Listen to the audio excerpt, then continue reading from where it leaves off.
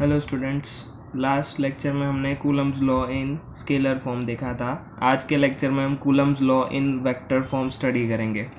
To understand this, हमने X Y Z Cartesian coordinate system में Q1 और Q2 दो चार्जेस लिए हैं। Q1 का पोजीशन वेक्टर R1 है, Q2 का पोजीशन वेक्टर R2 है। ओके, इन दोनों में से किसी भी एक चार्जेस के ऊपर दूसरे चार्जेस से जो कोलम्बियन फोर्स लग रहा है वो हमें कैलकुलेट करना है।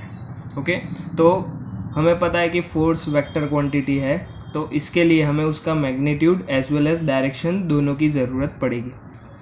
तो हमारे पास यहाँ पे जो Q1 और Q2 है, इन दोनों के बीच में जो डिस्टेंस है वो हमें लेके फोर्स फाइंड आउट करना है।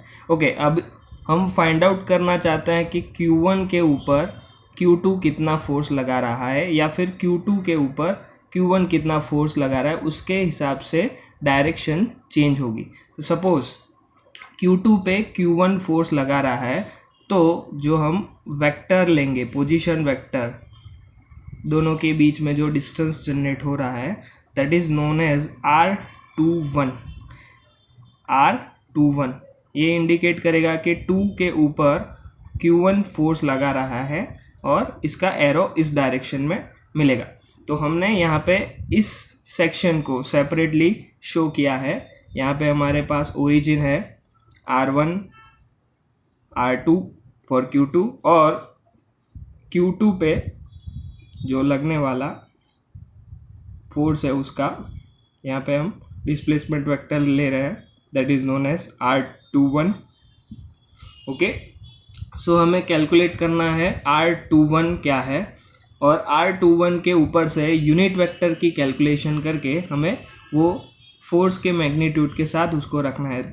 जब हम मैग्नीट्यूड को यूनिट वेक्टर से मल्टीप्लाई करते हैं तो हमें फिजिकल क्वांटिटी जो है वो वेक्टर फॉर्म में मिलती है। तो यहाँ पे अगर हम लेंगे force on charge Q2 by Q1, so हमारी इक्वेशन कुछ हमें ऐसी मिलेगी, F21 force on Q1 is equals to K Q1 Q2 upon R21 square into, यहाँ पे हमें उसका यूनिट वेक्टर ढूंढ के रखना पड़ेगा।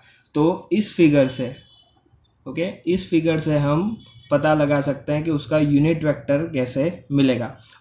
यहाँ पे जो वेक्टर है वो हम हेड टू टेल से काउंट कर सकते हैं। मतलब यहाँ पे देखो, R1 का जो हेड है वो R21 के टेल से अरेंज है, यानी ट्रायंगल मेथड का यूज़ करते हैं तो हमें यहाँ पे ये मिलेगा कि R2 रिजल्टेंट है, that is R2 is equals to R1 plus R21।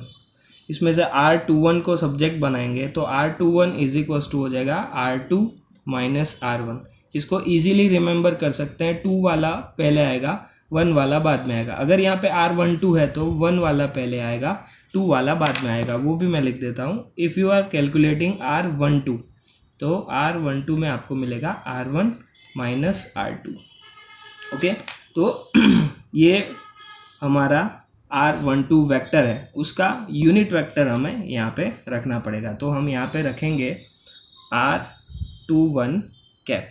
तो ये इक्वेशन हमें इक्वेशन 1 मिला, जो फोर्स Q2 पे Q1 लगा रहा है उसकी वैल्यू। अब इसको अदर दूसरे K की वैल्यू रख के भी लिख सकते हो, that is F21 1/4πε0 Q1 Q2 upon R21 square into R21 cap, equation number 2।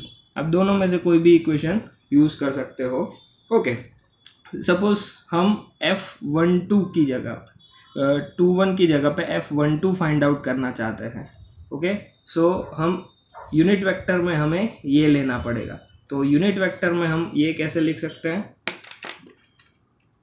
Okay, so for unit vector तो हम लिख सकते हैं R12 unit vector is equals to r1 minus r2 upon r1 minus r2, ये modulus में, और you can write as r12 vector upon r12, okay, magnitude wise. So इसका use करके अगर हम फोर्स फाइंड आउट करेंगे, that is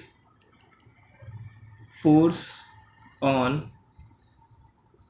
charge Q1 by Q2, तो हमें इक्वेशन मिलेगी F12 force on 1 by 2 is equals to K Q1 Q2 upon R12 square into R12 cap, okay. और K की वैल्यू रख के आप सिमिलरली इक्वेशन 2 के जैसे भी फॉर्म कर सकते हो, ओके।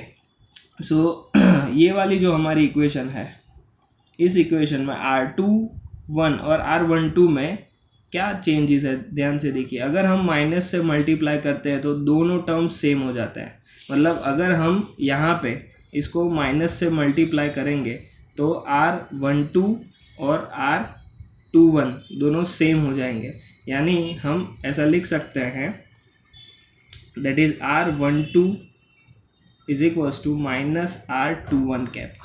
सो अगर ये इक्वेशन हम इक्वेशन 3 में रखते हैं, 1 2 को हटा के -21, तो इक्वेशन क्या हो जाएगा, F12 इज इक्वल्स टू, ये माइनस आगे आ जाएगा, K Q1 Q2 upon R12 square into R21 cap, okay. Equation number 4, equation number 4 और इक्वेशन नंबर 1 जो है, दोनों में कोई चेंजेस नहीं है, मतलब दोनों इक्वल है, बस माइनस का फर्क आता है।